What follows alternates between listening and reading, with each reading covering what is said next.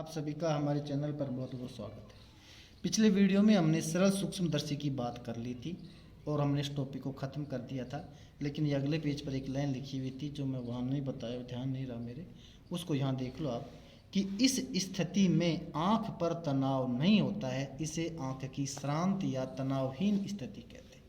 मतलब ये जो पोजीशन है, इस पोजीशन में आँख पर कोई टेंशन नहीं होती जब प्रतिबिंब कहाँ बनता है, अनंत पर बनता है। और जब प्रतिबिंब कैपिटल डी दूरी पर बनता है तो आँख जो है वो तनाव की स्थिति में होती है। क्लियर। अब हम बात करते हैं वेरी मोस्ट इम्पोर्टेंट संयुक्त सूक्ष्मदर्शी। संयुक्त सूक्ष्मदर्शी में एक्चुअल में दो लेंस होते हैं। एक लेंस तो वस्तु के पास होता है और एक लेंस आँख के पास होता है। तो उस वस्तु को थोड़ा आवर्धित तो वो वस्तु के पास वाला लेंस कर देता है और बहुत ज़्यादा आवर्धित वो आँख वाला लेंस कर देता है। ठीक है, इस वजह से ये बहुत छोटी वस्तुओं को भी हम इसकी सहायता से देख सकते हैं। तो देखो, वह सूक्ष्मदर्शी जिसमें कम फोकस दूरी तथा कम द्वारक वाले दो समाक्षीय लेंस उपस्थित हों, संयुक्त सूक्ष्मदर्शी कहलाता है। तो जो सरल सूक्ष्मदर्शी हमने पढ़ा था उसमें तो केवल एक लेंस था, इसमें कितने लेंस हैं? दो हैं। और लेंस कैसे हैं? उनका द्वारक छोटा है और उनकी फोकस दूरी कम है। मतलब बहुत छोटे छोटे लेंस है, बड़े लेंस नहीं। जैसे आँख का चश्मे का जो लेंस आता है इसकी तरह बड़े बड़े लेंस नहीं होते, बहुत छोटे छोटे लेंस होते हैं। तो उनके द्वारक क्या है? कम, और फोकस दूरी क्या है? कम। ये लेंस अवर्णक होते हैं, रंगहीन होते हैं, अर्थात ये कोई कलर वाला लेंस, मतलब बिल्कुल वाइट होते हैं। क्लियर। वह लेंस जो वस्तु की ओर होता है उसे अभिदृश्यक लेंस कहता है। जो लेंस है वो वस्तु के पास है उसे अभिदृश्यक लेंस कहते हैं। और वह लेंस जो नेत्र की ओर होता है उसे अभिनेत्र लेंस कहते हैं। क्लियर। आगे चलते हैं। अभिनेत्र लेंस का द्वारक तथा फोकस दूरी अभिदृश्यक लेंस के द्वारक तथा फोकस दूरी से अधिक होता है। ये आपको ध्यान रखना है कि जो आँख के पास जो लेंस है वो थोड़ा बड़ा रहता है और उसकी फोकस दूरी भी थोड़ी ज़्यादा रहती है। और जो वस्तु के पास जो लेंस होता है अभिदृश्यक, उसका द्वारक और फोकस दूरी दोनों कम होते हैं। प्रतिबिंब का वर्णन। इसका ये जो डायग्राम जो हम देख रहे हैं अब फिलहाल जो स्क्रीन पर आ रहा है, ये डायग्राम एग्जाम में पूछा जाता है। कई बार एक नंबर में सवाल बन जाता है कि संयुक्त सूक्ष्मदर्शी का चित्र बनाइए, तो आपको ये डायग्राम बनाना पड़ेगा। देखो काफ़ी बड़ा डायग्राम है, इसको समझो आप पहले ध्यान से कि ये एक अभिदृश्यक लेंस है। अभिदृश्यक लेंस क्या नहीं लिखा इसमें, अभिदृश्यक लेंस है। और दूसरा एक अभिनेत्र लेंस है। क्लियर। अभिदृश्यक लेंस छोटा होता है और अभिनेत्र लेंस बड़ा होता है। आपको बताया था कि अधिक द्वारक का होता है, तो इसका द्वारक बड़ा है अभिदृश्यक की तुलना में, और इसकी फोकस दूरी भी इसकी तुलना में ज़्यादा होती है। ये F0 क्या है? O से तो हम अभिदृश्यक लेंस को व्यक्त कर रहे हैं, E से हम अभिनेत्र लेंस को व्यक्त कर रहे हैं। इस अभिदृश्यक लेंस की फोकस दूरी को F0 और यहाँ भी F0 से रिप्रेजेंट कर रहे हैं। और ये जो अभिनेत्र लेंस है इसकी फोकस दूरी को FE से रिप्रेजेंट करते हैं। क्लियर। समझो आप इसको। ये कोई वस्तु या बिंब रखा हुआ है AB, जिसकी इस लेंस से दूरी क्या है? U0 है। ये 0 देखकर 0 लगा दिए, U0 या UO कह दो, U0 कह लो, चलो U0 है। क्लियर। यहाँ से ये मुख्य अक्ष के समांतर कोई प्रकाश की किरण जाती है तो किधर से जाएगी? ये फोकस बिंदु से निकलेगी। तो ये फोकस बिंदु F0 से निकलती हुई यहाँ पहुँचती है। क्लियर। यहाँ पर ये पहुँच गई, यहाँ आ गई। इसी प्रकार जो इस O से गुजरती है, प्रकाशीय केंद्र से गुजरती है, वो सीधी निकल जाती है और ये प्रकाश की किरण यहाँ एक दूसरे को काट रही हैं। तो यहाँ पर क्या बनेगा?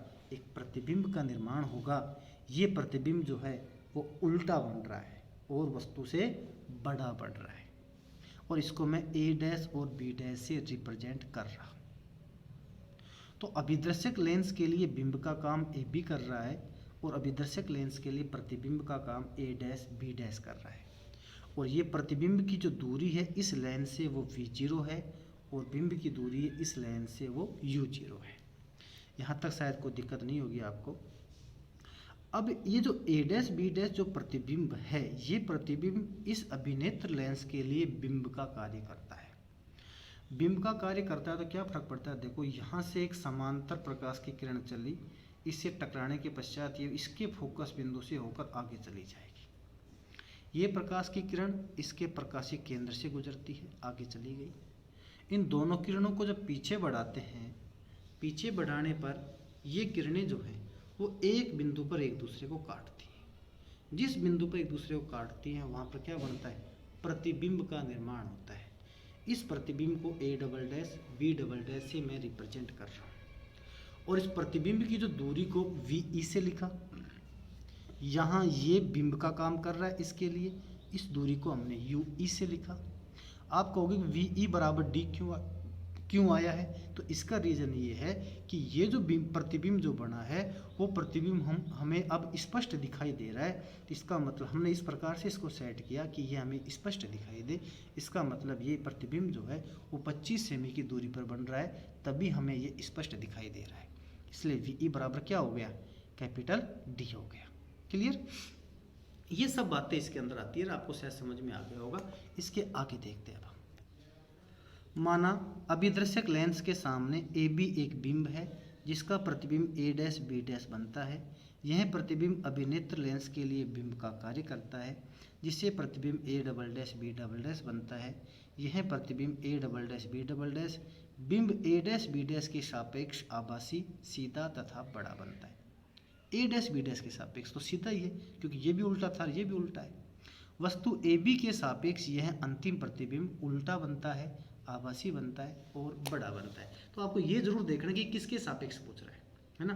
तो सापेक्ष अगर A डैश B डैश के पूछ रहा है तो सीधा है, और सापेक्ष अगर AB की पूछ रहा है तो ये उल्टा है, आभासी है।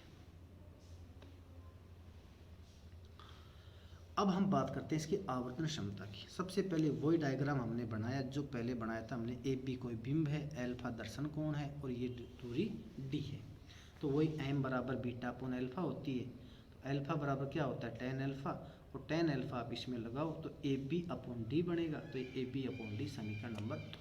क्लियर।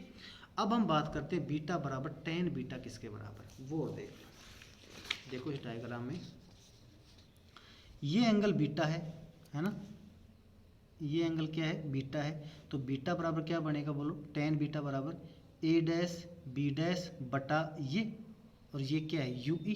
तो देखो इधर A डैश B डैश बटा EA डैश। EA डैश देखो कहाँ है, ये E है, ये A डैश है, तो EA डैश हो गया। ये तो आधार हो गया और ये क्या इसका लंब है।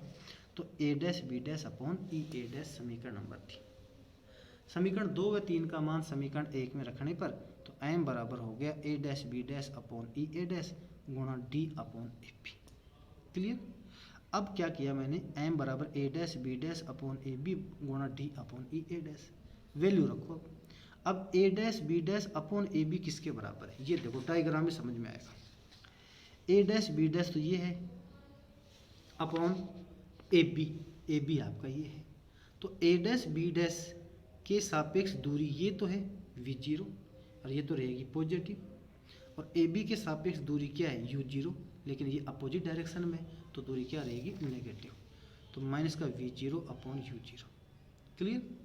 और EA डैश क्या है वो भी समझो, ये है EA डैश और ये दूरी क्या है UE, पर चूंकि अपोजिट डायरेक्शन है तो माइनस का UE रहेगा। ये समीकरण 5 है। अब समीकरण 5 की वैल्यू हम कहाँ रखेंगे, समीकरण 4 में रखें। 5 का मान समीकरण 4 में रखने पर m बराबर हो गया माइनस का V0 upon U0 minus D upon minus का UE। माइनस माइनस से कट गया तो ये हो गया माइनस V0 अपॉन U0 और D अपॉन UE।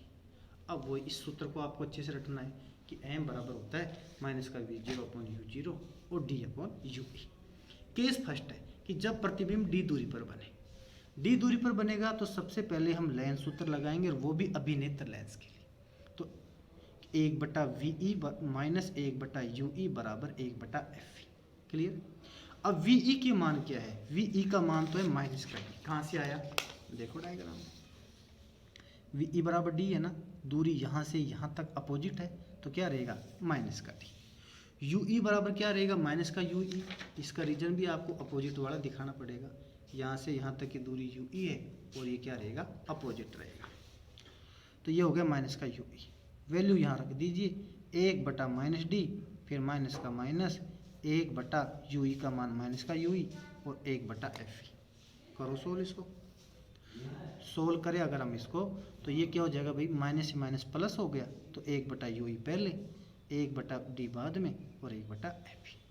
फिर वही देखो ऊपर देखो आप, यहाँ आपको डी बटा यू ई दिख रहा है ना, है, तो डी अपॉन यू ई इसको बनाना है, तो 1 बटा यू ई तो दिख ही रहा है, तो डी से मल्टीप्लाई कर देंगे तो डी बटा यू ई बन जाएगा। तो इस समीकरण को डी से गुणा करने पर तो डी बटा यू ई माइनस डी बटा डी बराबर डी बटा एफ ई। अब डी से डी कट जाएगा तो क्या बन गया 1, इधर गया तो प्लस, तो डी बटा यू ई बराबर हो गया 1 प्लस डी बटा एफ ई। यह मान समीकरण 6 में रखने पर तो एम बराबर हो गया minus we zero upon you ई और 1 plus D upon F E, समीकरण नंबर 7। और सेकंड केस है इसकी कि जब प्रतिबिंब अनंत पर हो तो यू ई बराबर क्या हो जाएगा एफ ई, तब वी ई बराबर इन्फिनिटी हो जाएगा। क्लियर, तो रख दो ये वैल्यू, तो एम बराबर हो जाएगा माइनस का we zero upon you zero और डी अपॉन एफ ई, समीकरण नंबर 8। तो आप इस प्रकार से इस पूरे टॉपिक को अच्छे से समझ सकते हैं और इसको कॉपी में उतार सकते हैं। क्लियर, पीडीएफ डिस्क्रिप्शन में डाल रखी है मैंने, सभी पीडीएफ नई खींच ली हैं और उसमें किसी प्रकार की कोई कटिंग नहीं है। पीडीएफ वहाँ एक साथ उपस्थित है, कंप्लीट चैप्टर की पीडीएफ मैंने एक साथ डाल रखी है, 4-5 लिंक वहाँ पर दे रखे हैं, आप वहाँ से उसे डाउनलोड करके अपने काम में ले सकते हो। धन्यवाद।